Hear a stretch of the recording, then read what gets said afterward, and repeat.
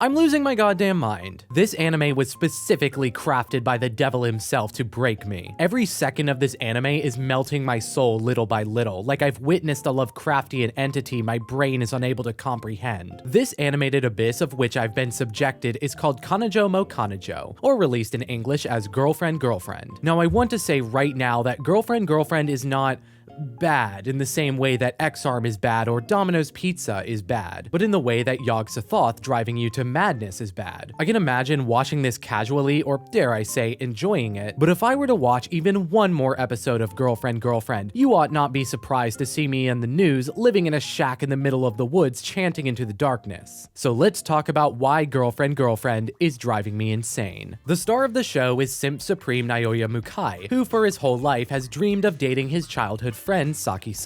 Naoya does what no other harem hero has accomplished before, confessing to his childhood friend instead of brooding about it for 3 seasons and 13 different books. In any normal rom-com circumstance, this would be where the story ends, but for Kanojo mo Kanojo, this is where the story begins. High off the delight of having his perfect anime waifu in the bag, Naoya enjoys a boxed lunch on the roof. This is where our second Kanojo, Nagisa Manase, enters the picture. Rather than do the right thing like literally any other decent human being, Naoya and Manase hatch a plan to convince Saki to enter a polycule with the two of them. In other words, Naoya will date both of them. When the issue is brought to Saki, she rejects it, and rejects it, and rejects it, and then, after a lot of begging and crying, accepts. And don't worry, we will get to that. The original manga for Girlfriend Girlfriend is written by popular slice of life artist Hiroyuki, who is best known for the comic artist and his assistant. A somewhat lively series, at times even humorous, it was considered a hit or miss manga for most. While Hiroyuki was publishing their follow-up 4-Koma magazine Aho Girl, another manga began publishing in Kodansha's weekly shonen magazine that you may know as Rent a Girlfriend. Now the dislike ratio of this video is already high enough, so I won't open that can of worms.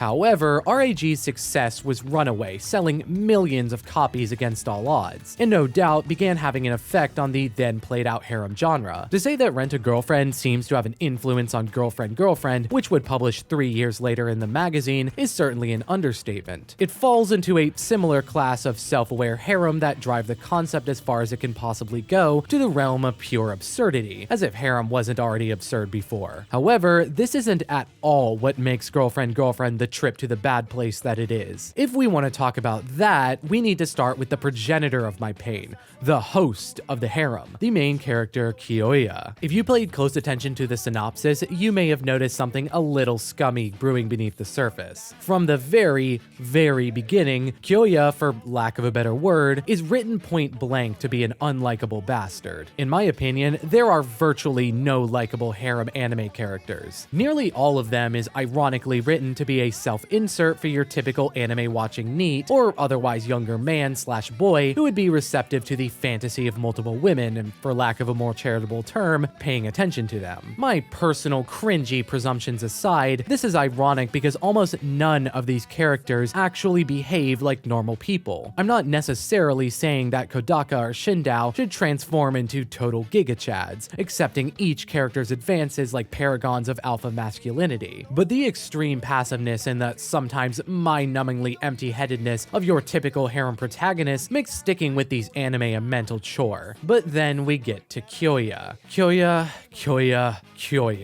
From the very, very first second of Girlfriend Girlfriend, Kyoya's flanderization is set up and made crystal clear, loudly, publicly humiliating himself with everyone in class watching while his new girlfriend Saki stares on in total horror. He humiliates himself, yells, cries, and continuously declares his undying love for his beloved childhood friend. Now, I think generally this sort of behavior is perfectly fine. Demonstrating healthy and adorable relationships is frankly something I want to see far more often in anime, which rarely acknowledges that relationships even exist. One manga I highly recommend for anybody who just wants a wholesome demonstration of such a couple is Shikamori's Not Just a Cutie. Putting that aside, Kyoya's non-stop simper team, while annoying, isn't what drives me crazy. It's the fact that this entire polyamorous relationship that defines the anime is kind of coercive. Let me predicate this section by making it clear that I get that it's a comedy. Y'all hear that? Yes, it's a comedy. However, part of comedies is writing endearing characters we like to see either get their way or otherwise get screwed over. During the first episode of Girlfriend Girlfriend, once Manase and Kyoya decide together that they want this romantic setup, we eventually bring the three together. So when Naoya brings up the subject of an official love triangle in by far the most satisfying moment in the anime thus far, he gets his shit pushed in. When asked if she wasn't good enough for him, he replies in the worst possible way, deserving of yet another powered up down B from his unfortunately still girlfriend. Until yesterday you were. So here's where the anime goes from comedy to something more unsettling. Naoya gets on his hands and knees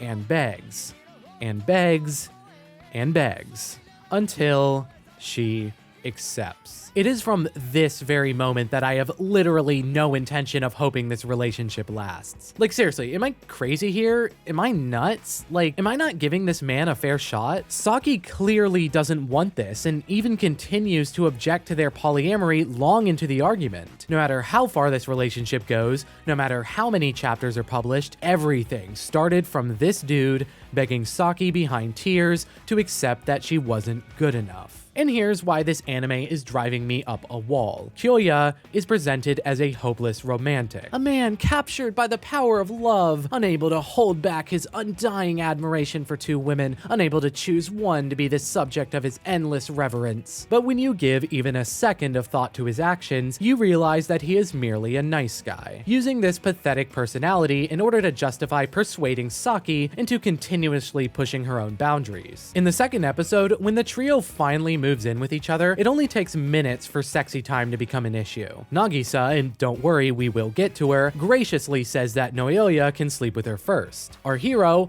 of course, chimes in and declares that their first experience will be a threesome. Nobody is asked, nobody's input is taken in. He constantly makes decisions for both girls and refuses to listen, all while acting the victim, devolving into hysterics and acts of pitiful self-flagellation. He is the quintessential pick-me dude or nice guy, and the anime rewards him for it. The problem here, over in the world of Girlfriend Girlfriend, is that I simply despise these people. It's important to note that much of comedy is built on the suffering of the main characters, a notable one being the early 2000s cartoon Ed, Edd n Eddy. The entire point of this show is that these three rascals are basically sociopaths, scamming everyone in the cul-de-sac using a variety of underhanded schemes. These characters are fun, even endearing, but every episode generally ends up with their plans blowing up in their face and getting their comeuppance. Fundamentally, this is what makes Ed, Edd n Eddy so good, a little thing called schadenfreude. Schadenfreude, people taking pleasure in your pain. And that is why Girlfriend Girlfriend is so torturous to me. The only character in this show that's even a remotely decent human being is Saki, and yes, she's the one continuously made a fool of. The characters that act terribly and the characters that are rewarded are the same, while Saki is often thrown under the bus. From the beginning, she's the voice of reason, clearly put off by the unwavering sympatitude of the man she's taken in as her partner. Overall, she's the one trying to make this entire setup work, despite these two demons trying to make things worse. Speaking of demons, let's talk about demon number 3 here. Nagisa Manase is framed as the cute, beautiful, perfect girl who intimidates and leads Saki into fearing losing favor in her relationship, which, by the way, doesn't really do well to represent actual real-world polyamorous relationships, with the implication that there are meant to be favorites. Again, it's comedy, but still. The problem with Nagisa being framed in such an angelic way over and over is that everything going on is her fault. She was the one that approached Naoya in the first place, confessing her love despite the relationship to Saki being quite public. Letting anyone know of your feelings isn't bad, but a normal, non-sociopath would leave things there. Instead, it is Nagisa who pushes Naoya over and over and over after being rejected, presumably with the assumption that he will choose to break up with Saki. And here is where the entire setup of Girlfriend Girlfriend breaks my brain. Many scenes in this anime are framed with the implication that we are meant to sympathize with their relationship growing, with Nagisa and Saki growing close together as they also grow close to Naoya. But Nagisa never apologized or even acknowledged that she tried to destroy Naoya's relationship to Saki. The issue is that Girlfriend Girlfriend is not just just a comedy, it's a romantic comedy. There are multiple somber romantic scenes between the three of them, as if this wasn't one of the most infuriating toxic relationships in all of anime. By the way, the only person in this trio who probably should be in a human relationship is Saki. Her only crime, really, is being naive enough to date Naoya in the first place, as if his most toxic attributes were not readily apparent. She's the only one willing to set boundaries, only for the other two numbskulls to consistently violate them. In episode 2, when Saki requests for the polycule to remain private, Naoya unilaterally decides that he wants to announce it to the world. Saki was not the one to steal the other girl's phone in the middle of the night and read her text, and Saki clearly remains uncomfortable with this setup and tries her darndest to make it work, and she is made a fool of over and over and over again. Oh, don't get me wrong, she's just as infuriating as any character in this anime, but she's the closest thing to a regular human being here. So every time that girlfriend makes things worse for her, it feels like kicking someone while they're down, and it drives me nuts. However, as I continued to watch and as I continued to think about it, I was forced to come to an unfortunate conclusion about this anime. Girlfriend is actually genius. Typical writers have a general sentiment or emotion in mind when they pen a story. When Tsugumi Oba wrote Death Note, he wanted the readers to feel excitement and anticipation weaved into the dramatic writing of the manga. When Yoshitoki Oima wrote The Silent Voice, she wanted the readers to feel the pain and nostalgia of Shoya as he comes to term with the people he shut out. And when Hiroyuki wrote Girlfriend, he obviously wanted me to feel visceral anger and rage at these ghouls that call themselves boyfriend, girlfriend. There is no possible way that the constant failures of any of these people to act like decent human beings,